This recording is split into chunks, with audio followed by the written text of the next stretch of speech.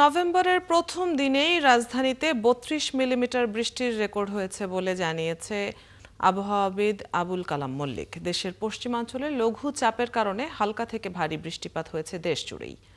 এদিকে সন্ধ্যার পর থেকে রাজধানী জুড়ে শুরু হয় নভেম্বর রেইন।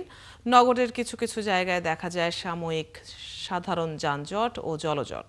তবে বৃষ্টি শেষ হবার পর সময়ের সাথে সাথে রাজধানীর বেশিরভাগ সড়ক ছিল সাধারণ যানজটবিহীন ও নাগরিক চলাফেরা ছিল সাধারণ। শনিবার ছুটির দিন হওয়ায় তেমন কোনো যানজট পড়েনি ঢাকার প্রধান সড়কগুলোতে। আবহাওয়া অফিস জানায়, আগামী ৪ নভেম্বর রাত থেকে আবার বৃষ্টি বাড়তে পারে সারা দেশে। এই যে ভিজে আসলাম আমি আজকে, এর কারণে দেখা যাবে যে জ্বর সর্দি এইগুলো হবে আর কি, অসুবিধা এইগুলো আর সময় মতো পৌঁছানো যাচ্ছে না, ঘন্টার পর ঘন্টা পড়ে থাকা, এটা আমাদের জন্য অত্যন্ত কষ্টের। এটাতে তো চরম ভোগান্তি। কাজের থেকে অফিস থেকে আসার সময় সবচেয়ে বেশি কষ্ট বেশি সময় পাওয়া যায়। ব্যাগ থাকে, হাতে অনেক কাগজপত্র থাকে, বাসায় নিয়ে যেতে যেতে অবস্থা খারাপ হয়ে যায়। বেলা ৩টে থেকে সন্ধ্যা ৬টা পর্যন্ত ঢাকায় ৩২ মিলিমিটার বৃষ্টিপাত রেকর্ড করা হয়েছে। এই বৃষ্টিপাত কমে যাওয়ার পর আগামী ৪ তারিখ রাত থেকে পুনরায় আবার বৃষ্টিপাত হতে পারে।